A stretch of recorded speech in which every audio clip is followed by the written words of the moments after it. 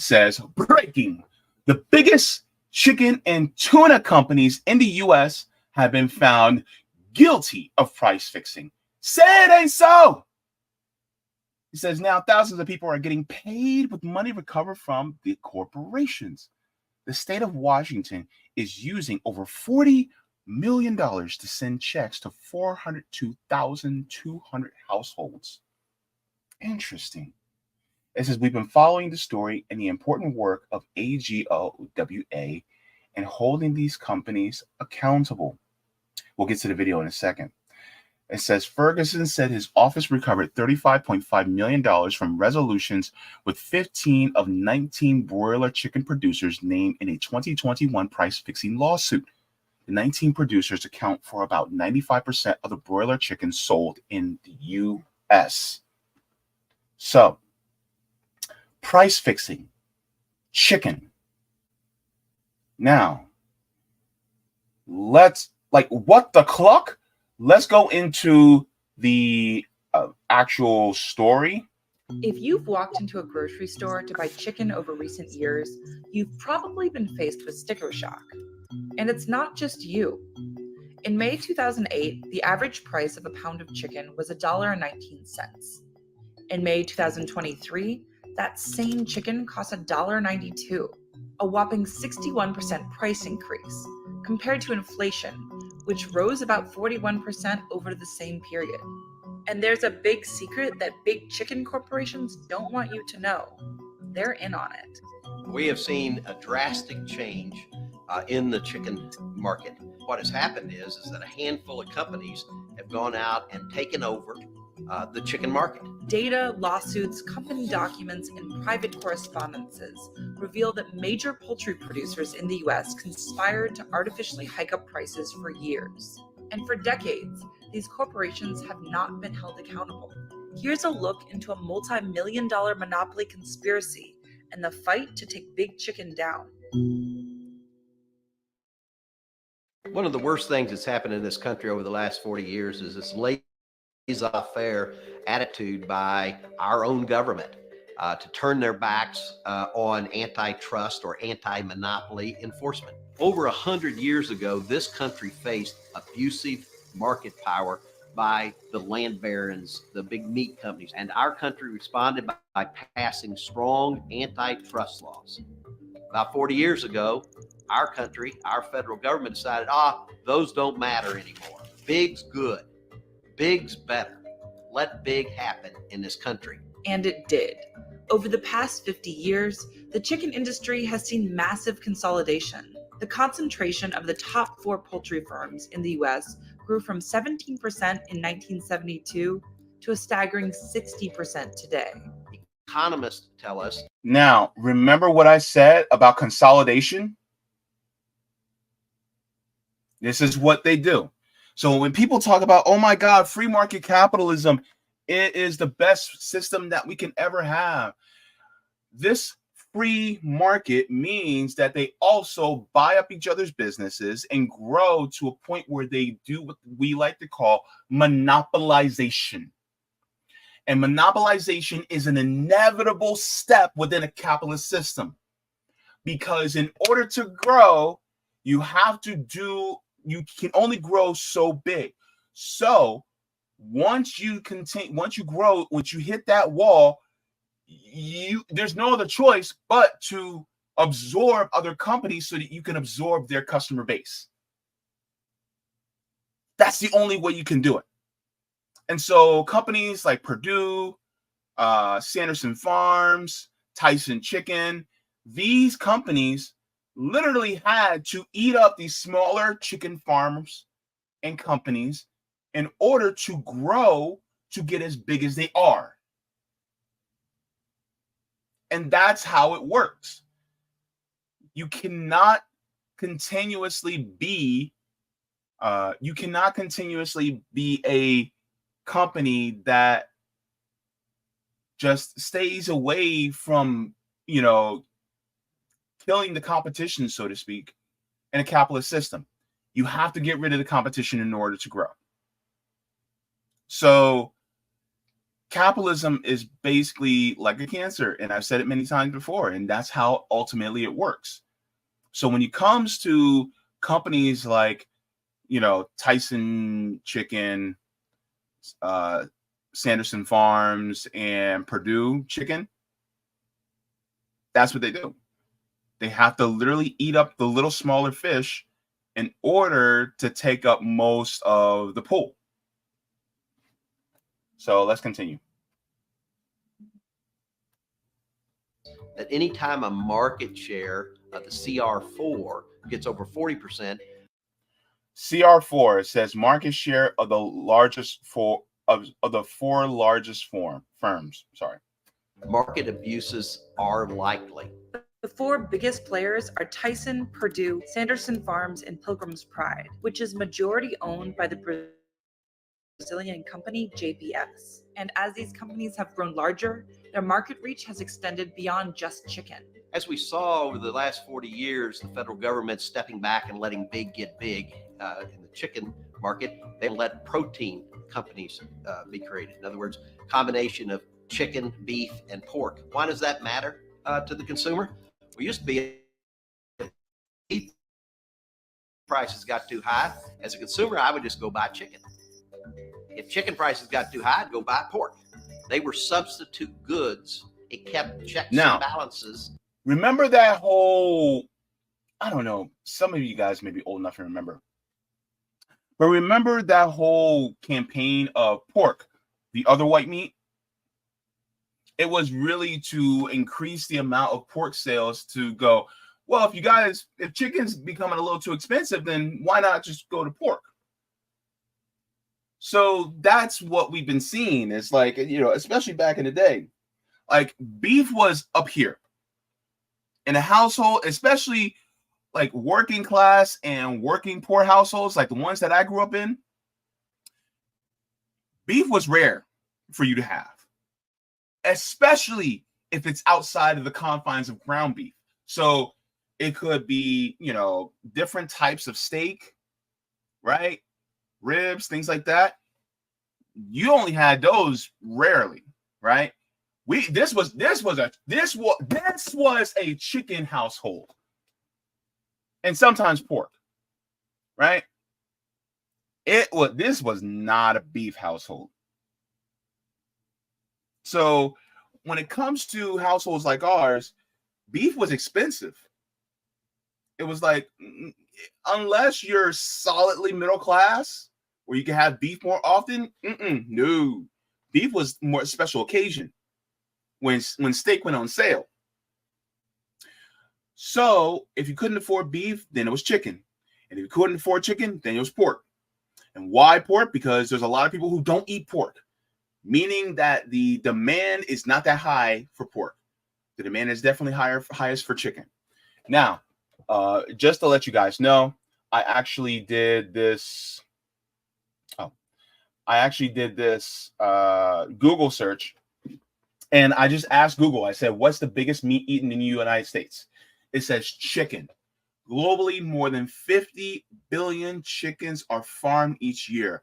And in the US, more than 8 billion are slaughtered for meat, making it the most popular meat in America in the past 50 years. Chicken consumption per capita in America has skyrocketed. Also, I would also like to say that the consumption of chicken skyrocketing is also commensurate with the amount of people when it comes to the inflation and the squeezing of people when it comes to us economically. We can't afford as much as we used to, so therefore we're choosing the cheaper meats because we're poorer. So while we still have beef being produced in huge amounts in this country, more of us can't afford it. So chicken is going up even more. On top of it, chicken is also seen as a more healthier option outside of beef because red meat is kind of synonymous with poorer health. So that is some of the reasons why the amount of chicken has gone up. But as we see here, these corporations with these shareholders and these CEOs, have exacerbated that, not exacerbated, they've took advantage of that by increasing the price fivefold for the price of chicken so that they can make more money, but in the end, we still get clucked. So let's continue. In place in a supply and demand model. Today, when Tyson or JBS owns all those protein sectors, then it's the same company and they're going to manipulate the price. This means that for consumers, there's an illusion of choice. During a pandemic, grocery store shelves. So hang on, let's go back to that for a second because I want you guys to see. Look, so Tyson is, of course, Tyson Chicken, but they also own Jimmy Dean's Sausage, Hillshire Farm. So look, if I wanted to get some ham from Hillshire Farm, some sliced ham, well, that's owned by Tyson. So I'm no longer going away from Tyson to, let's say, Smithfield, because Smithfield produces pork. So now, instead, what I'm doing is I'm still giving money to a chicken producer, but they're no longer a chicken producer. They do all the meats, right? Ballpark. I don't know some of these. I know State Fair. They do hot dogs. Sara Lee makes bread and pies. Like what?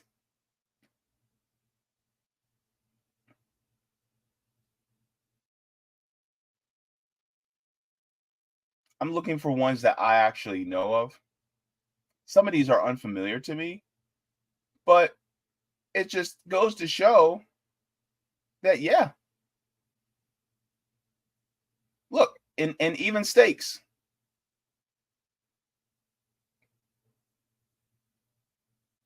Oh, and way down here it says Original Philly Cheesesteak Company. Yeah.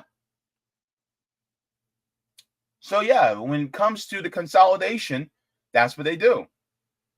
And for anybody that talks about they believe in free market capitalism, miss me with that bullshit. Since we're talking about meat, miss me with that bullshit. Because the ultimate goal is growth. And if the ultimate goal is growth, that means you have to take out the competition. Exhibit A. Let's continue. Grocery store shelves were bare, and these companies were making record profits. They were claiming that they didn't have a place to process the animal, so they paid the farmer less. They told the consumers, oh, we had to idle a plant, we're going to charge you more. The whole time, they were taking more and more money out of the supply chain and putting it into their pockets. And the power that these companies hold is only growing. In 2022, two poultry giants, Sanderson Farms and Wayne Farms, merged, despite an ongoing effort by the Biden administration to curb antitrust violations. Just days later, the Department of Justice filed a lawsuit against Cargill, Sanderson Farms, and Wayne Farms, referencing a deep conspiracy to exchange information about wages and benefits as a violation of the Sherman Act. Now, listen to this. Which bans conspiracy and restraint of trade. The three companies agreed to pay out an $85 million settlement to resolve the allegations. This is about criminal acts by corporations extracting money out of the consumer's pocket illegally. Now,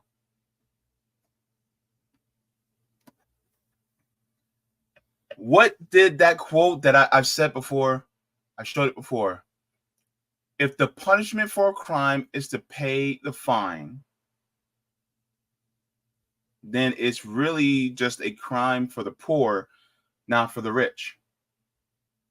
You don't think those companies didn't calculate that, oh yeah, if the government finds out and if they tag us, then we're going to have to pay a settlement, but it's okay. We'll just pay the settlement and we still have our merger. So here's the crazy part, right? And people will say, well, Joe Biden, he tried to do antitrust laws, and his administration went against them. Yeah, but is he breaking them up? Did he actually break up those companies?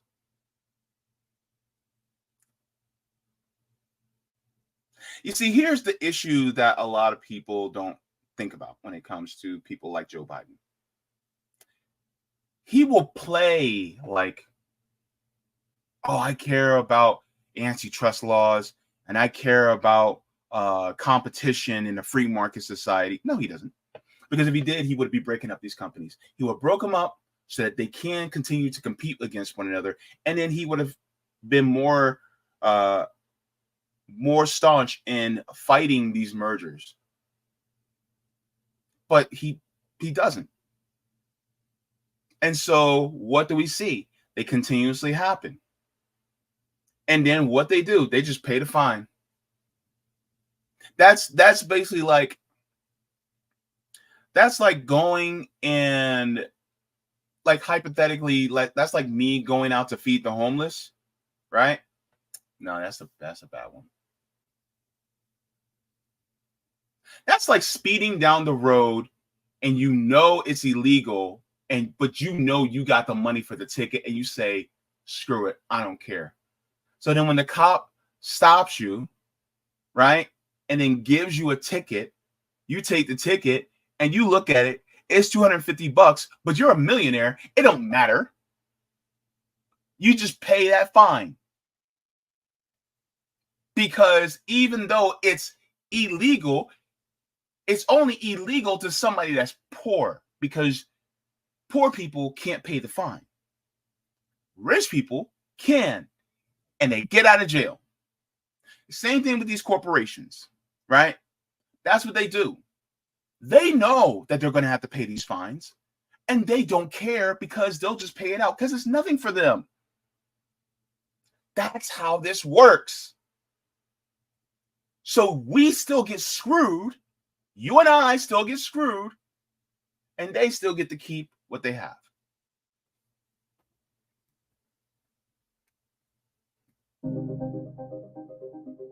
Following the DOJ suit, a number of states took action to fight against these price-fixing schemes.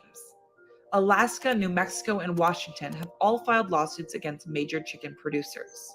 We filed a lawsuit because these companies were engaged in the kind of corporate activity that frankly drives people crazy. They were getting together and colluding over prices, specifically raising their prices together so they can make more of a profit, not have to compete with one another for prices. And we all not have to what?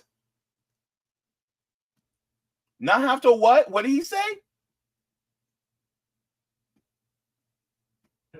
not have to compete with one another for prices and not have to compete. But JB, it's a part of a free market. Not if they don't want to compete. What is a free market if there is no competition? Capitalists don't like competition. They want a monopoly.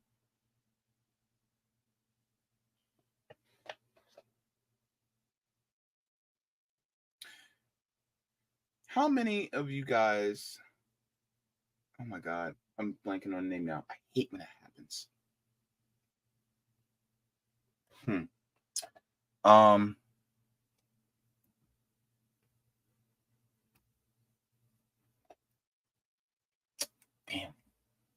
I was thinking about a particular phone company. But anyways, but there were multiple cell companies back in the day that you could choose from. There was T-Mobile, Verizon, something cell. It was orange. I forget the name of it. If you guys in the comments, help me out. Oh my gosh. It started with a C. I can't remember. If you guys remember the name of it, I can't remember. But not Pac Bell. I forgot that it was a cell phone. It was a cell phone company. It had a name. It had an orange logo. I think it started with Z. I can't remember. Not Nextel. Nextel was one of them. Nextel was one of them, Keith, but it was a different one. No, not Consumer Cellular. Consumer Cellular is more for the older folks anyway. Screw Google says Sprint got gobbled up by Verizon. That's true. Oh my God, I forgot the name. But it was this. I'm talking about back in like 2003, 2002. That's what I'm talking about. But anywho's, you had multiple different ones that were in there. And so they got eaten up, and now all those companies got Singular. Yes, Singular. That's what it was. Yes. Remember Singular? Right? And that company got eaten up. I think it was by Sprint. I think it was. And so Singular got eaten up by Sprint. T-Mobile ate up Metro PCS. Right? Oh, wait, it did get eaten up by AT&T? Either way, it got eaten up, right? Metro PCS ate up, and then Cricket is through AT&T. So, there's no actual real competition. It's just like the big three now. Like you have Verizon, T-Mobile, Sprint. And they all work together in tandem to keep their prices at a certain level. And they all have a more lower cost option, which is Cricket, Metro PCS, and Boost. So these companies are owned by the bigger companies. So they have their regular options and their lower cost options. But there is no real competition. Same thing with the poultry companies. So that is really what it is. Brixley says track phone is Verizon now. See exactly what I mean. Rome, are you trying to get on the stream right now? I was just waiting for you to get done. What's going on? Good to see you, man. Yeah, I was about to. I'm really. I just got up. I ain't gonna lie. I had a long ass day yesterday. Just heading back to the library. Good. I had got a donation, so it was good enough for me to go get a second treatment for the mold. So I'm about to be back in there. All right, cool. Yeah, so right now we're continuing to talk about what's going on as far as these chicken companies, and so it is ridiculous where these chicken companies have actually overcharged and are overpricing people just to just for us to feed ourselves. They do price fixing. They've been found out to be doing price fixing. So yeah, it's just like with Walmart. With I learned that I learned that myself. When you look at the you pay about £1 on your meat and whatnot, and if you go to the self checkout, it's never the same. Of what they saying that's on the price, what they saying that's on the package of the meat. You might buy a 7-pound package of chicken, and it come up to 12 pounds on the self checkout, and people might think, oh, that's not nothing but shit. Thousands of people come in that motherfucker a day. That shit adds up, So that's how they get. It's not about stealing. If you steal big one time, you can only steal big that one time. But if you take little by little, people won't notice it until shit started. Like, oh, whoa, And that's where we at today. They've been nipping at us for generations now. Absolutely. So, yeah, let's continue to see the rest of this. This has been a very interesting video. Let's continue. And we all know who loses out when that kind of behavior goes on. It's the consumer. Washington is the first state to file an anti-monopoly lawsuit against major chicken producers and win. Attorney General Ferguson sued 19 major producers with claims of price fixing, the illegal exchange of information, and collusion that harmed millions of consumers in Washington. The lawsuit claims that these companies engaged in illegal anti-competitive behavior since at least 2008. And they were not engaged in what our system requires, competition. That's how we get prices that are fair for consumers, is when companies are forced to compete. That is central to our system. Without that, the system falls apart and consumers are harmed. Well, that's basically how capitalism operates. The reason being is because capitalism they do not really care about the consumer. It's just they want you to consume as much as you possibly can while they can charge you as much as they possibly can. It's not about the fairness of the consumer. And when people talk about, oh, well, we need a free market system that is fair for consumers. Well, if you want a system that's free market, then you have to walk away from capitalism, because the thing is that system constantly is making it so that nothing is fair for us, because these shareholders, these CEOs, they have to grow their companies forever. There is no stopping. And a fair market slows down that growth. And that's not what they want. I mean, I like how, these conservatives or anybody talk about free market, capitalism is free market, when we don't even have mom and pop shops anymore. That's not even a thing, because they have been, beat up and kicked out of their own neighborhoods, kicked out of their own communities by the Walmarts, Targets, and whatnot. Now, when these places first came around, of course, we seen them with the lowest prices. It was always, oh, you get a deal on this, you get a deal on that, right? It was one of the cheapest places you can go, even compared to your local shops, hardware, or wherever it may be. And now that they took their consumers, their customers, they raised everything triple. Mm-hmm. And now we don't even have the mom and pop shops to combat that. They're going forever. So yeah, there is no. This is where capitalism gets you. Monopolizing. This is where it leads every fucking time. There is no, we can try to take a little bit of this, and no, because all of it leads back to us being somebody being on the bottom, somebody being a slave at the end of the day. Yeah, absolutely. So let's continue. Let's go. And that's what happened here. Consumers had to pay more for a very basic food product, their chicken.